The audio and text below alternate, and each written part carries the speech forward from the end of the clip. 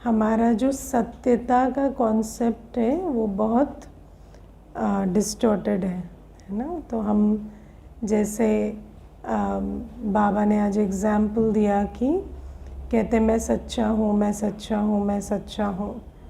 तो वो जो हमारा है कि है ना कि हम सच्चे कह कह कर अपनी सच्चाई को प्रूव करें। और बाबा कहते कि झूठ नहीं बोल रहे हैं तो सच ही है ना, है ना। कई बार हम सच ही बोल रहे हैं, झूठ बोल भी नहीं रहे हैं। लेकिन बाबा कहते कि जब झूठ नहीं बोल रहे हैं तो फिर क्यों कहा जाएगा कि सत्य नहीं है या सत्यता नहीं है। तो बाबा कहते झूठ नहीं बोल रहे हैं, लेकिन अगर व्यर्थ चल रहा है तो वो असत्यता का स्वरूप है। लेकिन हम क्या सोचते हैं, फैक्ट्स, है ना। मानो किसी ने चोरी की, आपने सबको बोला ये चोर है, झूठ थोड़ी बोला। उसने की, आपने देखा, सबको बोला ये चोर है, झूठ थोड़ी बोला। बोला क्या? सत्य ही बोला। लेकिन बाबा ने कहा कि किसी के भी अवगुण का वर्णन करना व्यर्थ है। तो वो जो अवगुण का वर्णन किया वो तो व्यर्थ हो गया ना। तो फिर वो सत्य होते हुए भी सत्य नहीं है ना। और बाबा कहते कि दिव्य गुणों के आधार से अगर हम कर्म में आए तो उसको कहेंगे हाँ ये सत्यता है। तो यहाँ दिव्य गुण क्या है कि उस आत्मा को हम समझाने दें, है ना। आत्मा भाई की दृष्टि से उस आत्मा को हम समझाने दें, उस आत्मा को हम बताएं कि नहीं ऐसे नहीं, ऐसे करो। तो वो जो एक सद्भावना के आधार से या आत्मा को सहयोग देने के आधार से अगर हम उस वृत्ति से उसको करेक्ट करें तो वो सत्यता है। लेकिन अगर उसकी बात को लेकर हम, है ना, उसको फैलाएं और फिर कहें कि ये तो इसका बात तो हम झूठी थोड़ी कह रहे हैं, सच ही कह रहे हैं, लेकिन वो तो श्रीमत नहीं है ना कि हम उसकी बात को वर्णन करें या किसी के अवगुण का हम चिंतन करें। और बाबा हमें कहते हैं अवगुण किसके अंदर नहीं है अभी, है ना। लेकिन एक दूसरे के अवगुणों का वर्णन करने से तो कुछ नहीं होगा ना। अवगुणों का वर्णन करने से क्या वो ख़त्म हो जाएंगे? या अगर कोई वर्णन नहीं करता है तो क्या ये पता नहीं है अवगुण है? अवगुण तो सब में है ना। अगर कोई कभी नहीं कहता कि मैं आस पास वालों में अवगुण है, तो क्या ये अंडरस्टूड नहीं है कि अवगुण तो है ना। तो ये जो बातें हैं इनको बाबा आज समझा रहे हैं कि सत्य बोल रहे हैं, लेकिन जहाँ दिव्यता नहीं है बोल में, चलन में, चेहरे में, तो वहाँ पर फिर वो असत्य हो गया। इसको बाबा कई बार कहते हैं क्रोध को सत्य, क्रोध से सत्य को कहा तो वो सत्य नहीं। If you speak the truth with anger it is no longer the truth, है ना। तो ये बातें बाबा हमें बताते हैं कि ये जो क्रोध मिक्स किया, है ना। जब कोई बच्चे, बाबा कहते हैं ना कि रिपोर्ट करो, है ना। रिपोर्ट करना, कोई किसी की बात आपने देखी तो रिपोर्ट करना ठीक है, रिपोर्ट तो करनी होती है। बाबा ने कहा है कि बताओ, जो भी निमित्त है उनको आप बताएंगे कि ये बात हमने देखी। लेकिन बताते हुए अगर आपके एक्सप्रेशन बदल रहे हैं,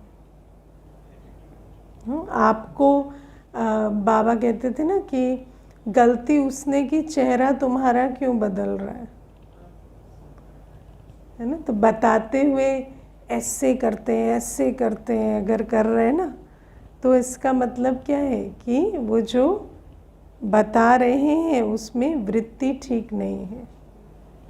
तो फिर बाबा कहते वो सत्यता नहीं हुई, वो हो गया असत्य फिर, क्योंकि उसमें आपने अपनी जो वृत्ति और अपना व्यर्थ संकल्प और भावनाएं सब कुछ जैसे उसमें डाल दी हैं। और फिर अगर हमारे अंदर ये भी चलने लगा कि ये बात बताई थी, इसका क्या किया, है ना, या उनके साथ तो अभी भी इतने प्यार से चल रहे हैं, है ना, तो फिर उसमें भी क्या है, असत्य हो गया। तो ये सारी बातें बहुत गुह्य सत्यता की बात है, लेकिन सबसे पहली बात तो फाउंडेशन की है, पवित्रता। और पवित्रता को कितने जने यहाँ समझते भी हैं, है ना, क्योंकि पवित्रता का आधार क्या है? पवित्रता का आधार क्या है? पवित्रता का आधार क्या है? पवित्रता की स्थिति कैसे बनती है? ज्ञान का आधार, ठीक है। उसके बाद हाँ, स्मृति। पवित्रता का आधार है स्मृति, है ना। तो जितना पवित्रता की समर्थी स्मृति स्वरूप होने से आती है ना। जो बाबा ने आज कहा कि मैं आत्मा हूँ, मेरे गुण क्या हैं, मेरा बाप कौन है और मेरा आदि अनादि स्वरूप कैसा है, इसके सदा स्मृति स्वरूप रहें तो पवित्र स्वरूप रहेंगे। लेकिन स्मृति स्वरूप रहने में क्या चैलेंज आता है? नष्टो मोहा, है ना। क्योंकि जहाँ मोह है, मोह माना लगाव, झुकाव, प्रभाव, तो जहाँ पुरानी दुनिया की लगाव, झुकाव, प्रभाव है, वहाँ प्योरिटी नहीं हो सकती। वहाँ तो जैसे ही आत्मा के सामने आएंगे तो भूल जाएंगे मैं आत्मा हूँ, है ना। देखेंगे किसी को, ये बच्चा है, बच्चे के सामने जाएंगे तो माँ बाप बन जाएंगे। मैं आपको एक बार बता रही थी ना, एक माता बहुत अच्छी ज्ञान में चलती, तो आई और मुझे बोली कि मेरे कुछ प्रश्न हैं, आप टाइम देंगे? मैंने कहा ठीक है। तो प्रश्न पूछने लगी, तो पूछ रही थी, फिर अचानक ना उसको याद आया कि उसको बच्चे की दवाई का टाइम हो गया है, ठीक है। तो एकदम ऑफ हो गई, आप उसके चेहरे पे देख सकते थे, उसका पूरा फोकस ख़त्म हो गया। उसको और बाबा, प्रश्न कुछ भी याद नहीं थे। मुझे कहते वो बच्चे को दवाई देने का टाइम हो गया, मैं जाती हूँ, और एकदम उठी और चली गई।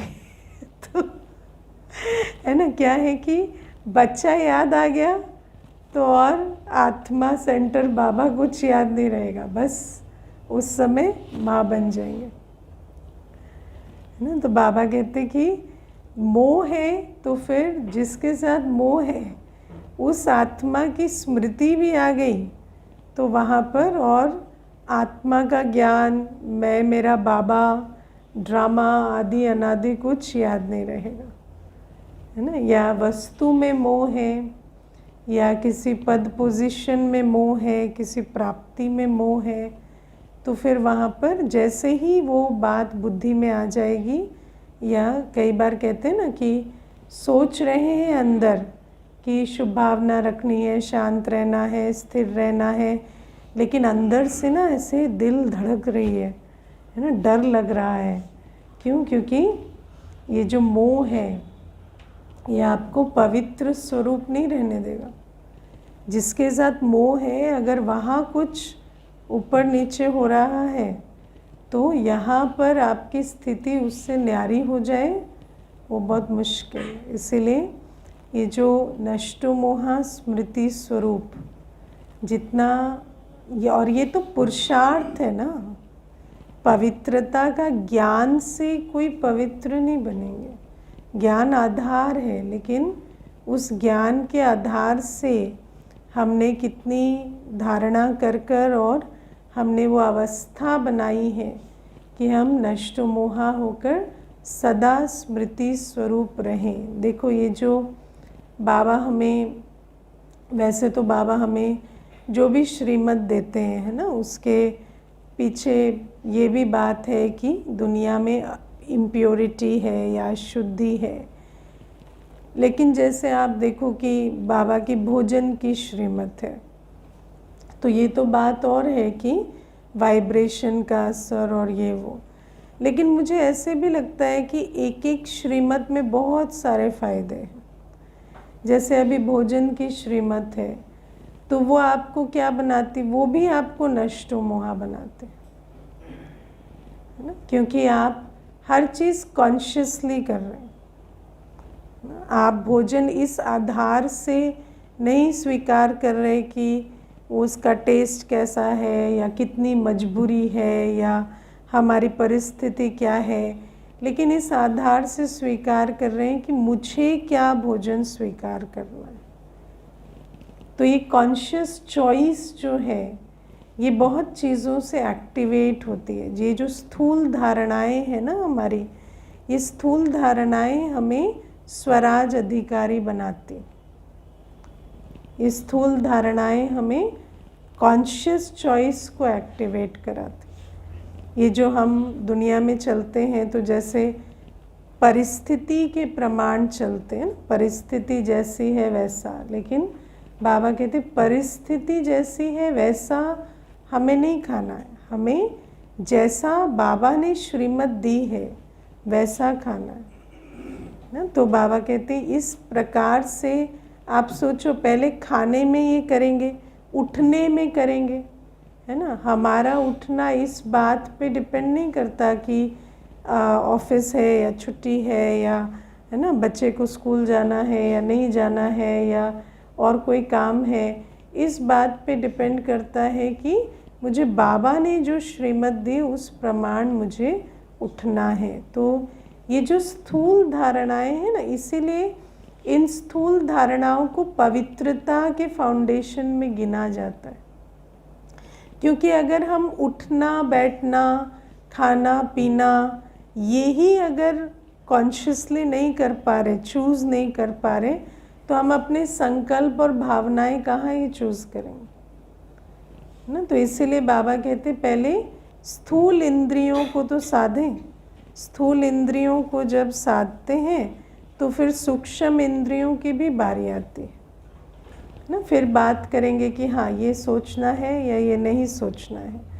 तो बाबा कहते ये सारी जो नष्टो मोहा है, देह के संबंध, देह के धर्म, देह के है ना प्राप्तियाँ, पोजीशन, सबसे नष्टो मोहा, वस्तुओं से नष्टो मोहा, तब जाकर सदा स्मृति स्वरूप और समर्थ स्वरूप हो सकेंगे, सदा पवित्र स्थिति में रह सकेंगे।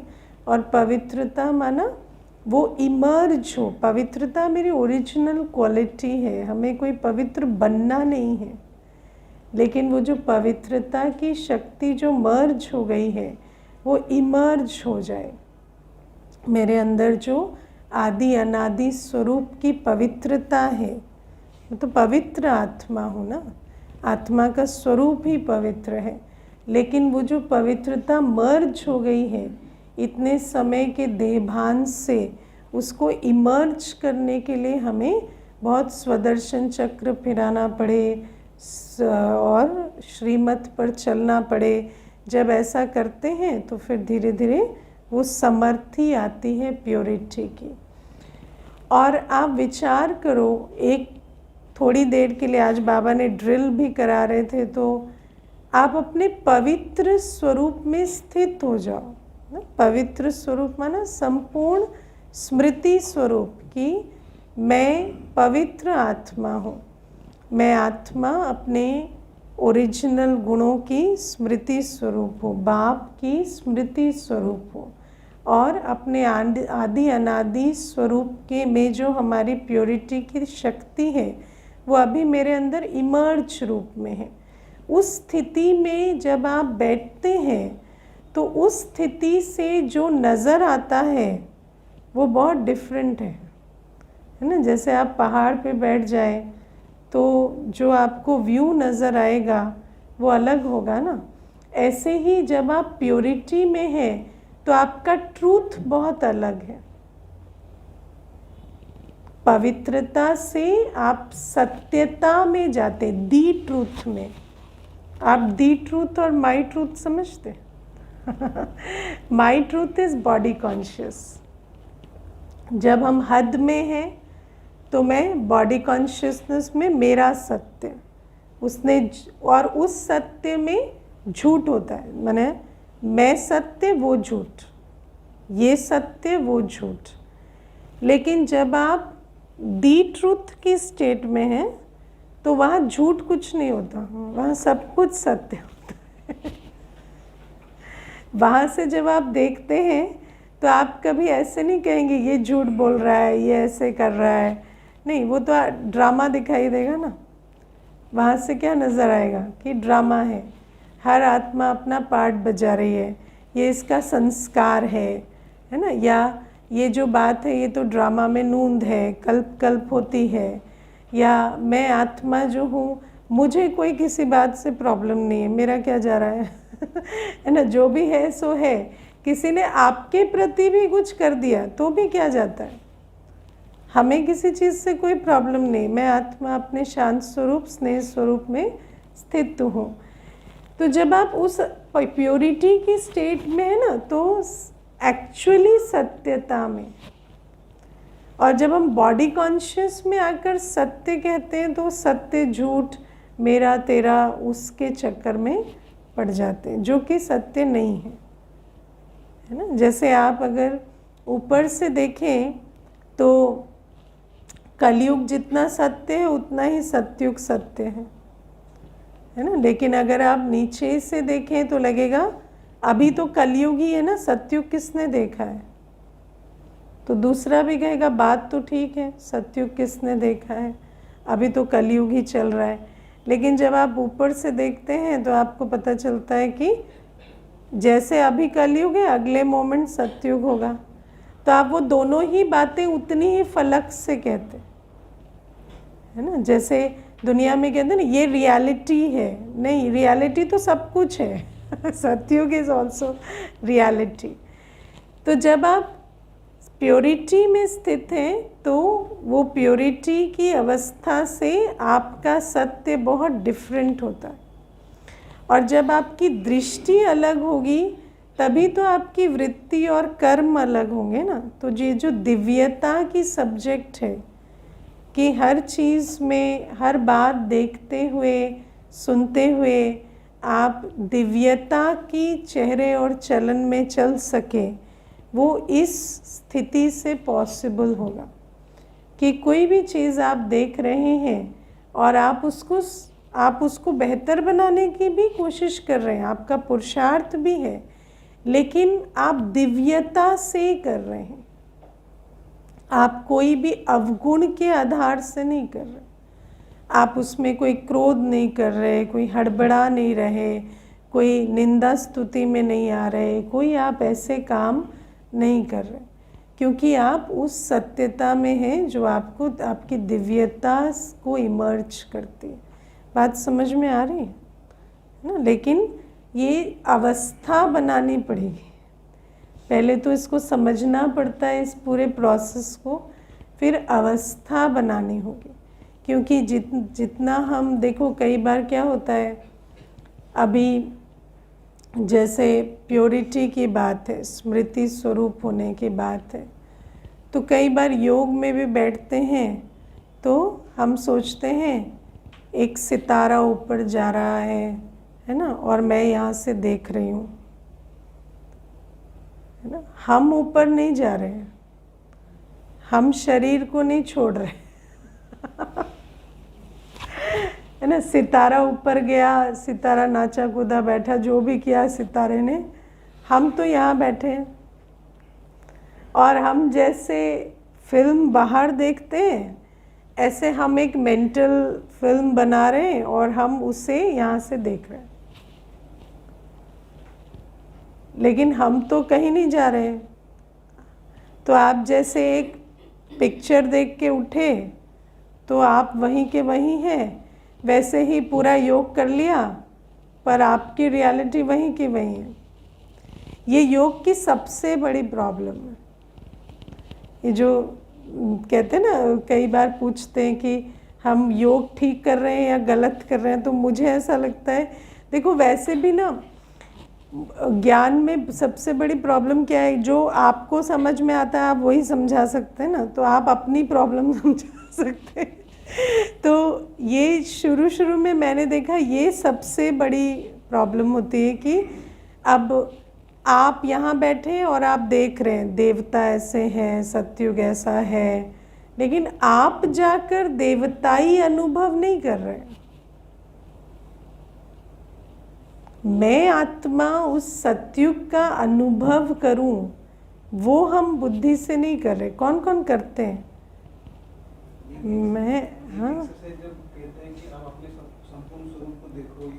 हाँ, वो जो आप जाकर, ये बहुत केयरफुल रहना है, इस चीज़ में बहुत केयरफुल रहना है कि मैं आत्मा परम धाम में हूँ। जब आप परम धाम में, तो यहाँ की बातें और भूलनी पड़ेगी ना। हाँ, ये सारा भूल गया, अब आप परम धाम में हैं। जब आप दूसरे कमरे में होते हैं आपको यहाँ का दिखाई नहीं दे रहा, तो परम धाम में मैं आत्मा हूँ, ये मेंटली कर रहे हैं। लेकिन जब मैं आत्मा परम धाम में हूँ तो मुझे सिर्फ अपनी उस बीज रूप अवस्था का ही अनुभव करना। फिर मैं सतयुग में हूँ तो मैं सतयुगी अनुभव, वहाँ का पानी, हवा, शरीर, संबंध सब आप फील करेंगे, है ना। क्योंकि देखो मैं एक दिन ऐसे ही सोच रही थी, उस दिन ना क्या हुआ कि कुछ सेवा थी तो बहुत विस्तार हो गया ना, सारा आटा मैदा घी तेल सारा बुद्धि में चला गया। तो क्या होता है कि जब सारा कुछ बुद्धि में चला जाता है तो फिर उसके बाद मंथन कराना था। तो थे भी 10 मिनट, तो मैं बैठी थी तो ऐसे विचार चला कि पॉइंट्स भी याद नहीं आ रहे ढंग से, और अभी क्या मंथन कराएंगे, अभी तो सारा वही सब बुद्धि में बैठा हुआ है। तो फिर मैंने सोचा छोड़ो, चलो अभी 10 मिनट तो एकदम से कंसंट्रेट करते हैं। तो मुरली उठाई, तो उस दिन बहुत इंटरेस्टिंग एक्सपीरियंस था कि ऐसे लगा जैसे आप जैसे ही कहीं कंसंट्रेट करते हैं ना, आपकी एकाग्रता की शक्ति जैसे ही आप लगाते हैं, तो जैसे वो जो चीज़ है वो आपको अपने आप रिवील खुद को करने लगती है ना। तो ऐसा लगा जैसे कुछ सोच, क्योंकि कई बार क्या होता है आप सोच रहे हैं तो आपको मालूम नहीं पड़ता कि सामने से आ रहा है ना। होता तो तब भी है लेकिन आप अवेयर नहीं होते। लेकिन जब आपका ब्रेन बिल्कुल काम नहीं कर रहा पर आप पूरा ध्यान लगा रहे हैं, तो ऐसा लगा जैसे मुरली आपको खुद कह रही है ये समझा दो और ये समझा दो, और ये पॉइंट है ना, ये मंथन की है, या वो पॉइंट्स भी आ रही हैं। तो उस दिन मैं विचार कर रही थी कि ध्यान की शक्ति कितनी बड़ी शक्ति है। आप इसको जहाँ लगाएंगे ना, वो वाला पार्ट जैसे अपने आप को रिवील करने लगता है खुद को।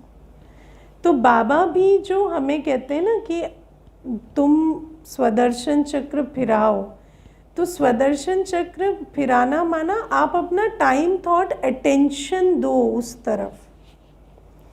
जैसे ही आप बैठकर और फिराने लगेंगे ना कि मैं सतयुगी अवस्था में हूँ, और ध्यान देने लगेंगे, एक एक बात के ऊपर ध्यान लगाने लगेंगे कि मैं, मेरा शरीर कैसा, नैन कैसे, वाचा कैसी, है ना, संबंध संपर्क कैसा, वायुमंडल कैसा, तो आपको खुद ब खुद ऐसे कुछ कुछ विजुअल्स आने लगेंगे, है ना। जो आप, मुझे एक बार किसी ने पूछा था कि what is the difference between meditation and imagination. तो मैंने उनको यही बताया था कि जब आप इमेजिन करते हैं ना, तो आप वो इमेजिन करते हैं जो आप जानते हैं, लेकिन जब आप मेडिटेट करते हैं तो आपको वो रिवील होता जाता है जो आप नहीं जानते। आप अगर बाबा की श्रीमद् प्रमाण जब हम बाबा याद में बैठते हैं ना, तो हमें बहुत सारी ऐसी अनुभूतियाँ, बहुत सारी ऐसी बातें समझ में आने लगती हैं जो आपने मुरली में भी अभी तक पढ़ी नहीं है, आप मुरली में बाद में पढ़ेंगे। ऐसे बहुत सारी पॉइंट्स हैं जो योग में बुद्धि में आती हैं और बाद में मुरली में पढ़ते हैं तो लगता है अच्छा ये तो समझ में आ गया था, ये तो बाबा ने समझा दिया था, है ना। तो ये भी क्या है कि जब योग करेंगे तो ये बातें समझ में आती हैं, लेकिन उसका प्रूफ आपको मुरली में मिलेगा। फिर ऐसे नहीं कि आप अपनी ही, फिर वो कल्पना हो जाएगी, है ना, या फिर वो सबकॉन्शियस से आ रहा है। तो बाबा कहते हैं इसीलिए ये जो मुरली, ये जो जब हम योग में बैठते हैं तो चाहे वो सतयुग की सीन है, चाहे पूज्य स्वरूप है, चाहे ब्राह्मण भी परफेक्ट ब्राह्मण, एक्यूरेट संपूर्ण ब्राह्मण स्वरूप है, वो सारा इमर्ज होता जाता है। और जितना वो इमर्ज होगा, जितना आप इसमें समय, संकल्प और एकाग्रता की शक्ति लगाएंगे, उतनी वो प्योरिटी की स्टेट इमर्ज रूप में रहे। और उतना फिर ये भी जैसे बेहद में बुद्धि जाती जाएगी ना, तो हद से आप पे ही नष्टो मोहा होते जाएंगे। स्नेह स्वरूप भी रहेंगे पर नष्टो मोहा भी होते जाएंगे। तो बाबा कहते सबसे पहले तो प्योरिटी पर काम करने के लिए हमें बहुत योगी बनना पड़ेगा। योगी और धारणा युक्त, ये जो फिज़िकल डिसिप्लिन्स हैं और योग, क्योंकि जैसे बाबा बताते हैं कि हर चीज़ का प्रभाव भी पड़ता है। पतित दुनिया का खाना पीना चाल चलन चलेंगे तो फिर उसका भी प्रभाव पड़ता जाएगा। तो ये पवित्रता का फाउंडेशन जब बहुत अच्छा होता है ना, तब जाकर सत्यता, तब हमें हर बात जो जैसी है वैसी नज़र आती, हमारे दृष्टिकोण में मिलावट नहीं है, तब हमें हर बात जो जैसी है वैसी नज़र आती है और तब हम उस पर रेस्पॉन्ड करते हैं दिव्यता के साथ, है ना। तब आप रेस्पॉन्ड करेंगे हमेशा मधुरता, सहनशीलता, हर चीज़ के साथ, है ना। और कई बार बाबा कहते हैं ना, जैसे कई बार लोभ की वृत्ति होगी या कोई और विकार काम कर रहा होगा, तो फिर सच झूठ करके ना, चतुराई में आकर सच झूठ करके सोचेंगे कि हमें कुछ मिल जाए, है ना। तो जिसको जो इच्छा सताती है, जो भी अंदर प्योरिटी नहीं है, इच्छाएं ख़त्म नहीं हुई हैं, अगर अभी भी स्वमान नहीं है, अभी भी देहाभिमान के आधार से चलते हैं, तो फिर ये सारी चतुराई वाली बातें कहेंगे, जहाँ पर सारी बातें वो करेंगे, वो चलन चलेंगे, वो बोल बोलेंगे जिसका दिव्यता से कोई लेना देना नहीं है। लेकिन बात कहाँ पे अटक जाएगी कि बोल तो सच ही रहे ना, दिव्यता वाला बिहेवियर नहीं है ना, लेकिन कहेंगे बोल तो सच ही रहे, लेकिन ये सच आप ही क्यों बोल रहे हैं? ये जो सच है, ये बोलने का ठेका आपने क्यों लिया? क्योंकि उस सच को एक्सप्लॉइट करके आप अपना फ़ायदा करना चाहते हैं। ऐसे तो बहुत सारे सच हैं वर्तमान समय में ऐसे तो बहुत सारे सच हैं, लेकिन वो जो सच है, जिसका भी सच आप बोल रहे हैं, वो सच आप क्यों बोलने का बीड़ा उठा रहे हैं? क्योंकि उस सत्य को एक्सप्लॉइट करके आप अपनी प्राप्ति करना चाहते हैं। लेकिन वो सच को अनदेखा तो नहीं कर सकते। लेकिन कौन सा सत्य है? एक एग्जाम्पल दीजिए। जैसे कह रहे हैं जो जो सच है उसको बोलो मत, कोई खराब चीज जो है जो सच है उसको बोलो। नहीं, अगर देखो, if you have made your life about speaking the truth about everything तो ठीक है।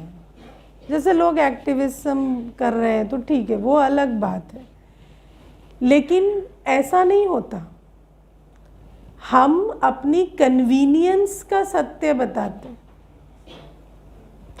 Got it? तो जैसे अभी मान लो कि मैं देख रही हूँ कि सत्य तो ये भी है कि मेरे बच्चे में ये 5 बातें बुरी हैं, मैं उसका तो डंका नहीं पीट रही हूँ,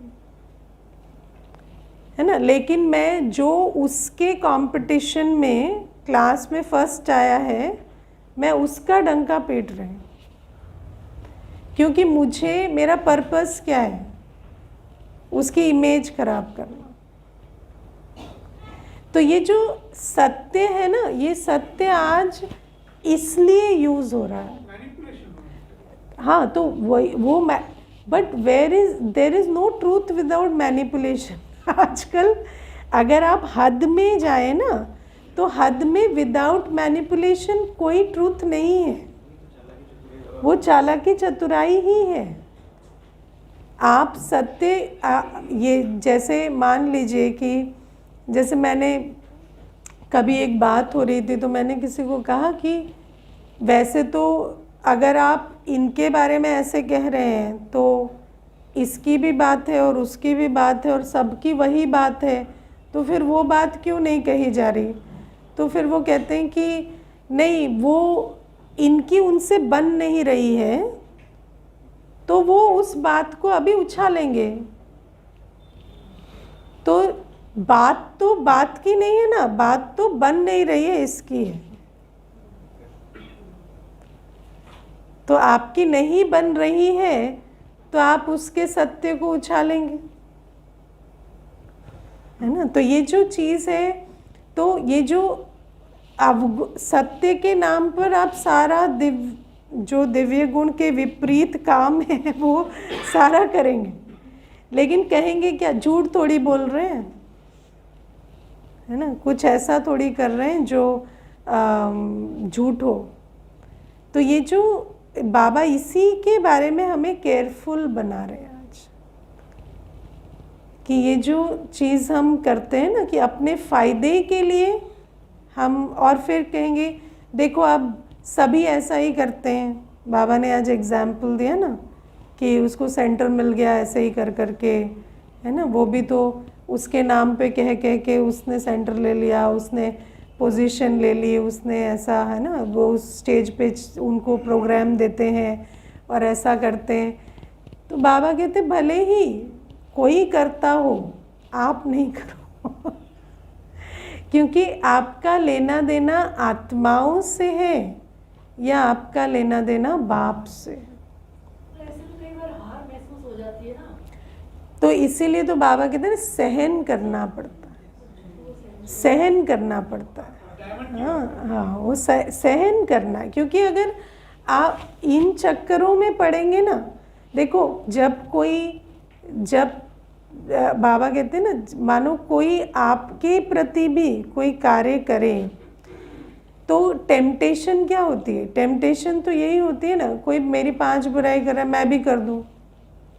और मैं आपको ये भी बताऊं कि मानो आप नहीं किए, आप शांत रहे, आप दिव्य गुण स्वरूप रहे, तो सामने वाला भी आपको कहता है कि अगर कोई आपकी झूठी निंदा कर रहा है तो आप क्यों नहीं ऐसा कर रहे, आप भी तो उनके बारे में कहो, या आप भी तो कोई केस करो, कोई ऐसा करो, या डेफेमेशन सूट डाल दो, इस प्रकार से कहेंगे। और कहेंगे और नहीं तो फिर ऐसा क्यों नहीं कर रहे हो? क्योंकि मनुष्य आत्मा दिव्य गुण को नहीं समझती है, वो हमेशा कहेंगे आप क्यों नहीं ऐसा कर रहे, और अगर आप नहीं कर रहे तो आप में कोई प्रॉब्लम है, आप कोई गलती कर रहे हो। लेकिन क्या हमारी जीवन इसी में ही चली जानी चाहिए? इसके लिए आए हम। ये तो हम दुनिया में भी कर सकते थे ना, फिर यहाँ क्यों अंदर आके बैठे ये करने के लिए। तो बाबा हमें कहते हैं कि focusing on the right thing is very difficult, क्योंकि आपको हमेशा जो है कि माया क्या करेगी कि आप अपना जो समय संकल्प शक्ति है वो बदला लेने में निकालो, आप इसमें निकालो, लेकिन बदला नहीं ले तो क्या करेंगे, सहन करना पड़ेगा।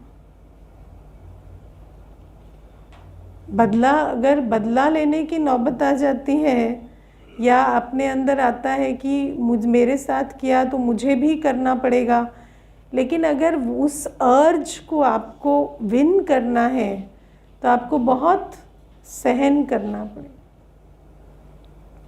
कितनी भी बातें आएंगी उसमें सहन करना है। सहन क्यों करना है? क्योंकि आपको अपनी एनर्जी वहाँ लगानी है जहाँ बाबा कहता है। नहीं तो आप सहन नहीं करेंगे तो आप वही पुरानी दुनिया की चक्कर टक्कर में सारी एनर्जी अपनी लगाते रहेंगे। तो संगम युग में क्या किया हमने आके? इन्हें बहुत समझदारी चाहिए, है ना, क्योंकि क्या होता है सब यही कर रहे हैं, अब हम क्या, हम ही मुरली सुन लें, हम ही मुरली सुनते हैं क्या, बाकी सब सुनते नहीं हैं, है ना, या वो ऐसे कर रहा है, या आज बाबा कहते महारथी ऐसे कर रहा है, तो फिर है ना किसको देखें?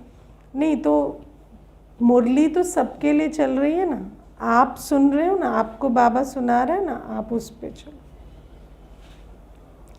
इसीलिए तो बाबा कहते हैं ना, जो करेगा सो पाएगा।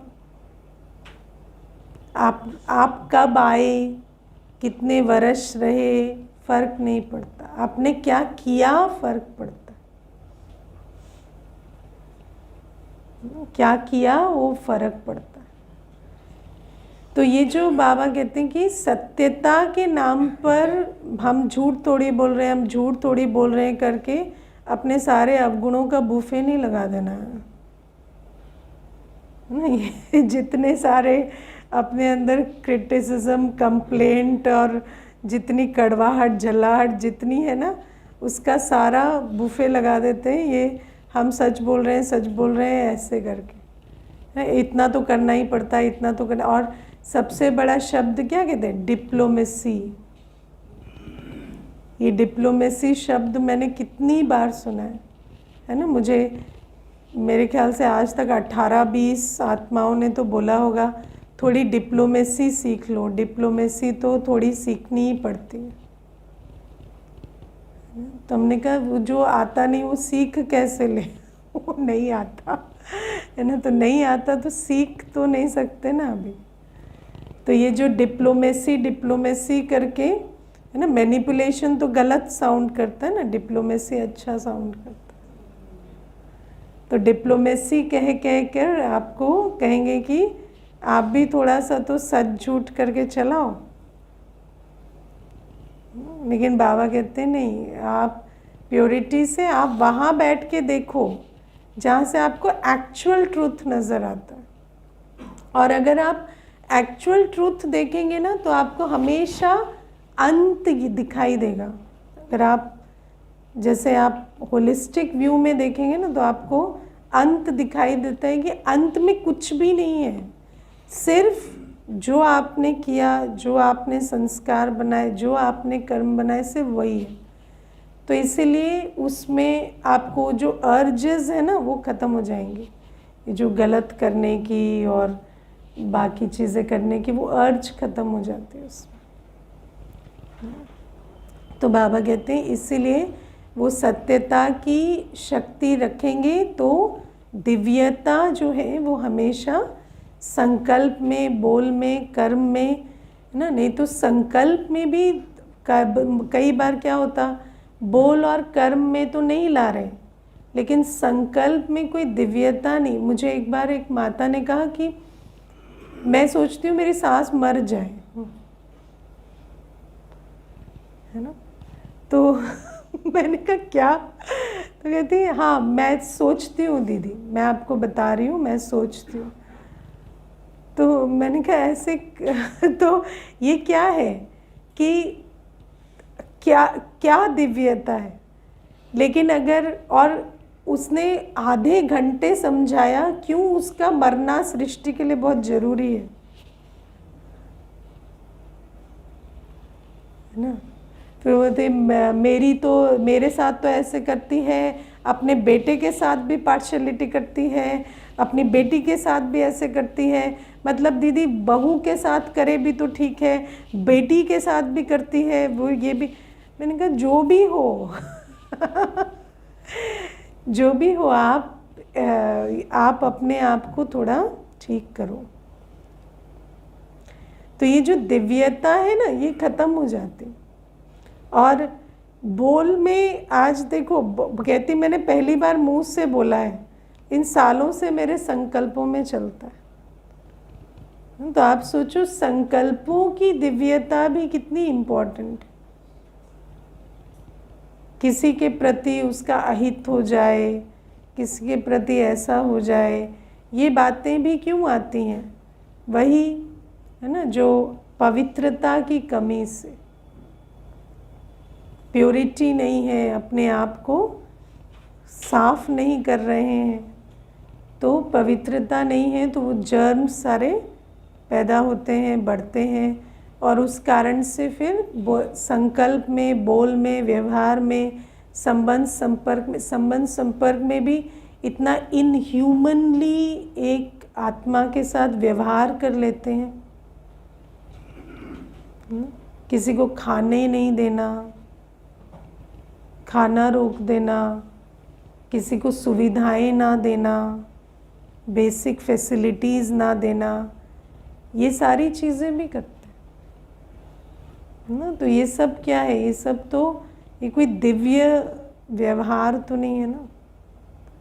लेकिन वो सारा क्यों होता है? क्योंकि प्योरिटी नहीं है, भूल जाते हैं एक आत्मा है। भले कुछ भी किया हो, कुछ भी हुआ हो, लेकिन है तो आत्मा ना। वो अलग बात है, आप किसी को गले नहीं लगाना चाहते, मत लगाओ, लेकिन आप किसी को है ना बेसिक जो कुछ तो आपको देना ही पड़ेगा ना। तो ये जो चीज़ें हैं इनको बहुत अच्छे से समझना है। और बाबा कहते पाप का खाता ऐसे बनता है, और लास्ट में बाप हिसाब लेगा, धर्मराज हिसाब लेगा, है ना। उस समय पर कहने से कि है ना, इस आत्मा ने कहा, उस आत्मा ने कहा, उस समय तो वो आत्मा भी हिसाब किताब दे रही होगी। तो आप उसकी दुहाई देंगे क्या, इन्होंने ऐसा कहा या इनको देखकर हमने ऐसा किया? बाबा कहते मैंने तुम्हें कहा सी फादर फॉलो फादर। शिव बाबा से निराकारी शिव बाबा को देखकर अशरीरी बनो और साकार ब्रह्मा बाप को फॉलो करो कर्मों में। ठीक है। ओम शांति।